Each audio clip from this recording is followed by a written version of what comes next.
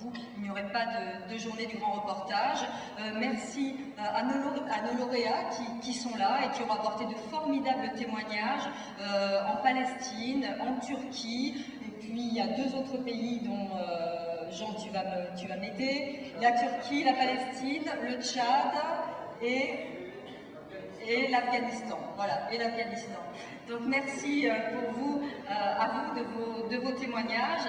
Et je vais, Jean, je te passe la parole parce que vous savez que ces journées du grand reportage ont été créées dans le sillage du prix Albert Londres qui s'était tenu à Marseille il y a 4 ans. Voilà, et ça nous a permis, après ce prix Albert Londres, de continuer à ouvrir Marseille à divers témoignages qui arrivent du monde entier. Et ce prix-là, au départ, c'est Jean qui l'a créé. Donc je te donne la parole.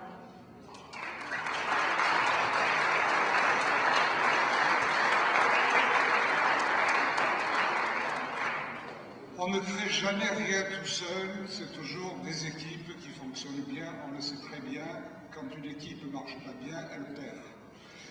Et donc, je rends hommage à tous les camarades du Club de la Presse qui se sont mobilisés depuis 3 ans pour faire perdurer ce prix. La relève est assurée par Isabelle, les anciens sont toujours là, on continue.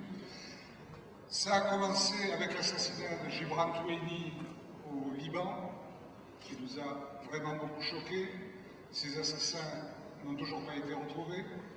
Ensuite, il y a l'assassinat de Anna Politkovskaya à Moscou. Ces assassins n'ont toujours pas été retrouvés. Il y a eu l'assassinat de mon ami et de mon frère Hrant Dink à Istanbul. Ces assassins n'ont toujours pas été retrouvés et on les retrouvera jamais.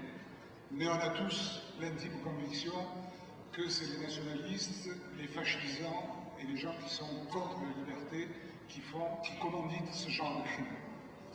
Et donc, j'espère vraiment que nous continuerons à faire fonctionner ce prix de la parole libre avec ces 3 personnes emblématiques, en espérant d'avoir pas à en rajouter sur la liste, mais si le Club de la Presse de Marseille, Provence, Alpes du Sud, a une raison d'être, eh bien c'est pour perpétuer cela.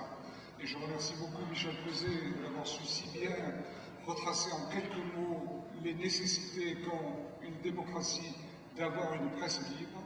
Nous sommes tous ici persuadés que sans liberté, il n'y a pas de démocratie et que la liberté, c'est quelque chose qu'il faut veiller comme à la prunelle de ses yeux. Je vous remercie.